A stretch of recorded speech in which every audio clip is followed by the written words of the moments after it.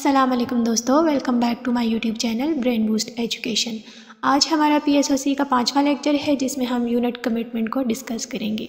Unit commitment power system में हमारे पास एक ऐसा प्रोसेस है जिसकी मदद से हम इस बात का डिसीजन लेते हैं कि सिस्टम की कॉस्ट और रिलायबिलिटी को मद्देनज़र रखते हुए हमें कौन सा पावर प्लांट जो है या यूनिट जो है वो ऑन रखना चाहिए और कौन से यूनिट्स को ऑफ रखना चाहिए। इसका मतलब ये हुआ कि अगर हमारे पास 3 से 4 यूनिट्स हैं जो कि इंटीग्रेशन में हैं और कुछ यूनिट्स की कॉस्ट कम है और कुछ की ज़्यादा है, तो हम ये कैसे डिसाइड करें कि कौन से यूनिट्स जो है वो हमें ऑन रखने चाहिए जिनसे हमारी डिमांड भी पूरी हो रही हो और कॉस्ट भी कम आए। तो इस चीज़ के लिए हम यूनिट कमिटमेंट यूज़ करते हैं जिसमें डिफरेंट मेथड्स यूज़ होते हैं। आज के लेक्चर में हम प्रायोरिटी लिस्ट मेथड को देखेंगे, तो चलिए स्टार्ट करते हैं। तो दोस्तों, प्रायोरिटी लिस्ट मेथड हमारे पास एक बहुत ही सिंपल स्ट्रेट फॉरवर्ड अप्रोच है। ये जो मेथड है इसमें हम ये करते हैं कि जो यूनिट्स हमें दिए हुए होते हैं उनकी इंक्रीमेंटल प्रोडक्शन कास्ट निकालते हैं।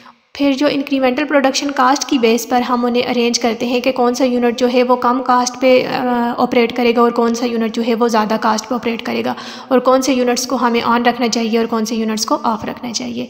चलें एक एग्जांपल देखते हैं जिसकी मदद से आपको ज़्यादा अच्छे से समझ आ जाएगा कि प्रायोरिटी लिस्ट मेथड की बेस पर हम कैसे जो है वो यूनिट्स को अरेंज करते हैं। तो देखें एग्जांपल में हमारे पास बहुत ही सिंपल डेटा दिया हुआ है। सबसे पहले यूनिट्स दिए हुए हैं कि कितने यूनिट्स जो हैं वो हमारे पास यूज़ हो रहे हैं। 4 यूनिट्स यूज़ हो रहे हैं यहाँ पे।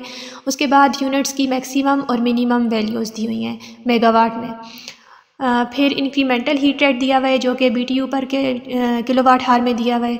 फ्यूल कॉस्ट दिया हुआ है, फ्यूल कॉस्ट 2 रुपीज़ पर MBTU। इसका सोल्यूशन देखते हैं। सोल्यूशन क्या है? सबसे पहले स्टेप वन में हमें क्या करना होता है? Make possible combinations. हमें जितने भी यूनिट्स दिए हुए हैं उनके कम्बिनेशंस बनाने होते हैं। अच्छा, कम्बिनेशंस हमें कैसे पता चलेगा कि हमें कितने कम्बिनेशंस बनाने हैं? तो हमें ये करना है 2 रेज़ पावर जितने हमें यूनिट्स दिए हुए हैं। यहाँ पर हमें 4 यूनिट्स दिए हुए हैं तो हम क्या कर लेंगे 2 raise power 4 is equal to 16 combinations. तो यहाँ पे हमें पता चल जाएगा कि हमारे पास 4 कम्बिनेशंस बनेंगे, 16 कम्बिनेशंस बनेंगे। देखें, सबसे पहले तो हमने स्टेट लिख ली, यहाँ पे स्टेट डिफाइन कर ली। हमारे पास 16 स्टेट्स हैं 0 to 15। फिर कॉम्बिनेशंस बनाए हमने। देखें हमारे पास 4 यूनिट्स थे 1 2 3 4। अब ये यूनिट्स ये तो आपको लिखना आता ही होगा। जैसे हम सिंपल करते हैं। देखें हमारे पास 4 यूनिट्स हैं तो पहले हमने 8 0 लिए और 8 1 लिए। सेकंड में हमने 4 0 लिए 4 1, देन 4 0 4 1। फिर थर्ड में हमने 2 0 2 1, फिर 2 0 2 1। इसी तरह हम लास्ट पे ले आए। फिर जो सबसे लास्ट वाला यूनिट है उसमें हमने 1 0 0 1 0 1 0 1 इस तरह हमने कम्बिनेशन बना लिए। और फिर ये कैसे लिया? मैक्सिमम नेट कैपेसिटी हमने कैसे ली? देखें यहाँ पर हमारे पास कोई भी यूनिट ऑन नहीं है तो हमने 0 लिख लिया। देखें ऑफ के लिए हमने 0 यूज़ करना है और ऑन यूनिट के लिए हमने 1 यूज़ करना है। यहाँ पर हमारे पास यूनिट 4 ऑन है तो हमने जो 4 की कैपेसिटी है, मैक्सिमम कैपेसिटी, हमने यहाँ से देख लेनी है। ये देखें 4 की जो मैक्सिमम कैपेसिटी है वो 60 है तो हमने यहाँ पर 60 ले लिया। फिर हमारे पास जो है थर्ड कम्बिनेशन जो है उसमें हमारे पास यूनिट 3 ऑन है तो 3 की हमने मैक्सिमम कैपेसिटी लिख ली यहाँ से।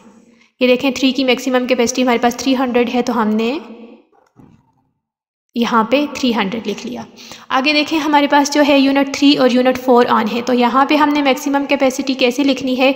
यूनिट 3 की मैक्सिमम कैपेसिटी और यूनिट 4 की मैक्सिमम कैपेसिटी उनको हमने प्लस कर देने। देखें 300 यूनिट 3 की हमारे पास 300 थी और यूनिट 4 की हमारे पास 60 थी। 300 प्लस 60 किया तो 360 आ गया। सेम इसी तरह देखें जब यहाँ पे हमारे पास 3 यूनिट्स ऑन है 2 3 4 तो हमने इन तीनों यूनिट्स की जो मैक्सिमम कैपेसिटीज़ हैं उनको आपस में प्लस कर देना है। तो प्लस करके हमारे पास 6 10 आ गया। सेम इसी तरह हमने 16 कम्बिनेशंस के लिए ये सारा प्रोसेस करना है। 16 कम्बिनेशंस के लिए हमने सब यूनिट्स की मैक्सिमम कैपेसिटी फाइंड करनी है और यूनिट्स के कम्बिनेशंस बनाने हैं।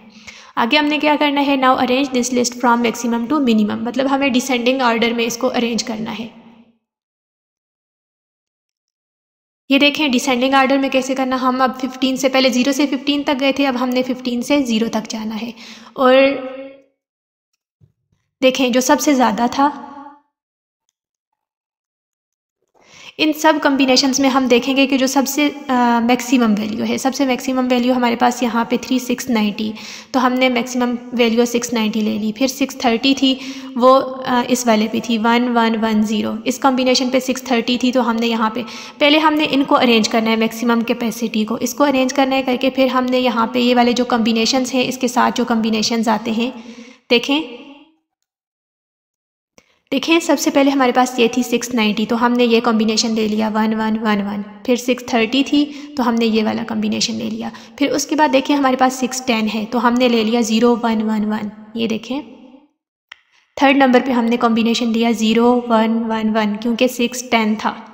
इसी तरह हमने इसको सबको डिसेंडिंग आर्डर में अरेंज कर लिया। स्टेप 2 में हमने क्या करना है, find full load average production cost. हमने full load average production cost find करनी है। उसी की बिना पर हम ये डिसाइड करेंगे कि हमारी प्रायोरिटी लिस्ट में पहला यूनिट कौन सा ऑन होगा, दूसरा कौन सा ऑन होगा, थर्ड कौन सा ऑन होगा और फोर्थ कौन सा ऑन होगा। तो हमने क्या करना है, कुछ फार्मूलाज यूज़ करने हैं, उनकी मदद से हमें full load average production cost find कर लेनी है। अच्छा, यहाँ पर दो चीज़ें हैं। देखें, अगर आपको हीट रेट फंक्शन दिया हुआ है, दो चीज़ें दी हुई होती हैं, या तो हीट रेट फंक्शन दिया हुआ होता है या फिर हीट रेट फंक्शन की वैल्यू दी हुई होती है। अगर आपको हीट रेट फंक्शन दिया हुआ है तो आपने ये वाला फार्मूला यूज़ कर लेना है। देखें, full load average production cost is equal to heat rate function at PGI। ये PGI कौन से है, जो कि उसकी मैक्सिमम वैल्यू होगी। देखें, आपका जो फर्स्ट यूनिट है उसका हीट रेट फंक्शन दिया हुआ है, उसके साथ आपको मिनिमम और मैक्सिमम वैल्यू दी हुई होगी। ये वाली 1 मिनट में आपको बताती हूँ। ये देखें, यहाँ पर डायरेक्ट हमें इंक्रीमेंटल हीट रेट वैल्यू दी हुई है। अगर तो आपको जो दिया हुआ है हीट रेट फंक्शन दिया हुआ है तो उसके साथ आपको ये मैक्सिमम और मिनिमम वैल्यूज़ भी दी हुई होंगी, तो उस PGI की जगह आपने ये मैक्सिमम वैल्यू डालनी है।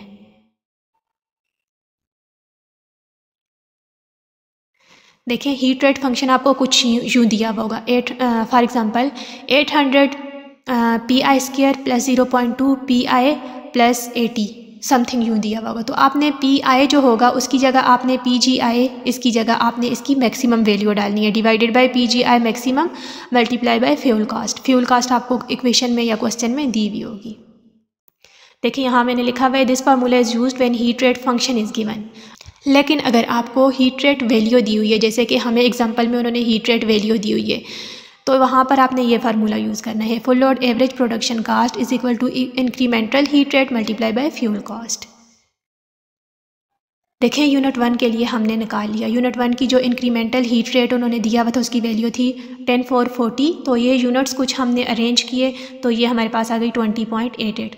देखें, हमें जो full load average production cost का जो यूनिट चाहिए होता है वो रुपीज़ पर मेगावाट आवर में चाहिए होता है। तो यहाँ पर हमारे पास 10⁻9 बन रहा था, जो कि यूनिट्स को इक्वेट करके, तो हमने क्या किया, इसको 10⁻³ से डिवाइड किया, डिवाइड कर दिया, तो हमारे पास आ गया 20.88। सेम हमने बाकी जो यूनिट्स रहते थे 2, 3, 4, उनके लिए भी उनकी full load average production cost find कर ली, वो फार्मूला यूज़ करके। अच्छा, आगे हमने क्या करना है, हमने जो ये full load average production cost निकाली इसको हमने अरेंज करना है, रीअरेंज करना है असेंडिंग ऑर्डर में। देखें, जिस यूनिट की जो कॉस्ट है वो सबसे कम है उसको सबसे पहले रखना है, फिर उससे ज़्यादा वाले को, फिर उससे ज़्यादा वाले को, फिर जिसकी सबसे ज़्यादा है लास्ट पे उसको रखना है। देखें, यूनिट 3 की हमारे पास सबसे कम थी full load average production cost, वो थी 17.46, तो उसको हमने सबसे फ्रंट पे ले लिया, देन 18, देन 20.88, देन 23.8। देखें, हमने कम से ज़्यादा की तरफ जाना है। स्टेप 3 में हमने क्या करना है, make possible combinations of unit. देखें, सबसे पहला जो हमारे पास यूनिट 3 था उसकी कॉस्ट सबसे कम थी, उसको हमने सबसे पहले ऑन करवा लिया। देन यूनिट जो 2 था उसकी कॉस्ट 3 से ज़्यादा थी, हमने 3 के साथ 2 को ऑन करवाया, देन 3, 2, 1 को ऑन करवाया, देन फिर हमने 4 को ऑन करवाया। जिस यूनिट की कॉस्ट सबसे कम है उसको हमने सबसे पहले ऑन करवाया, फिर जिसकी उससे ज़्यादा है फिर उसको ऑन करवाया। इस तरह हमने मतलब कम से ज़्यादा की तरफ जाना है, जिस यूनिट की कॉस्ट सबसे कम होगी उसको सबसे पहले ऑन करवाना है। देखें, यहाँ पर मैंने कम्बिनेशंस लिखे हैं, आपको अच्छे से समझ आएगी। 3 + 2, 3 + 2 + 1, 3 + 2 + 1 + 4। 3 के बाद हमने 2 ऑन करवाना है, फिर 2 के बाद हमने 1 ऑन करवाना है, फिर 1 के बाद हमने 4 ऑन करवाना है। या फिर इसको हम इस तरह भी लिख सकते हैं, ये देखें 0, 0, 1, 0, क्योंकि यूनिट 3 हमारे पास ऑन था तो हमने यहाँ पर 1 लिखा। ज़ीरो जो है वो हम ऑफ़ के लिए यूज़ करते हैं, 1 जो है वो हम यूनिट ऑन जब होता है तब उसके लिए यूज़ करते हैं। तो यहाँ पर हमने मतलब इसको हम कैसे एलेबोरेट करेंगे, देखें 75 से 300 तक, जब तक हमारा जो लोड है, जो डिमांड होगी वो 300 तक रहेगी, तब तक हम सिर्फ यूनिट 3 को ऑन करेंगे। इसके अलावा हम कोई भी यूनिट ऑन नहीं करेंगे क्योंकि यूनिट 3 जो है उसकी कॉस्ट सबसे कम है। फिर जब हमारा लोड जो है वो 550 तक हो जाएगा तो हम यूनिट 3 के साथ यूनिट 2 को भी ऑन कर लेंगे, क्योंकि यूनिट 2 की जो है वो कास्ट 3 से ज़्यादा है, लेकिन बाकी जो है 1 और 4 से कम है, तो हम यूनिट 2 को ऑन कर लेंगे। इसी तरह जब हमारा लोड जो है वो और ज़्यादा इंक्रीज़ कर जाएगा, वो 630 तक हो जाएगा, मतलब 550 से अबव हो जाएगा, 550 से ज़्यादा हो जाएगा, तो तब हमें साथ जो यूनिट 1 है उसको भी ऑन करना पड़ेगा। देखिए 4 और 1 में से 4 की जो है वो कास्ट कम है, इसलिए हम 4 से पहले 1 को ऑन करेंगे। जब लोड जो है वो 630 तक होगा, मतलब मैक्सिमम 630 से अबव हो जाएगा, तो फिर हम जाके यूनिट 4 को ऑन करेंगे।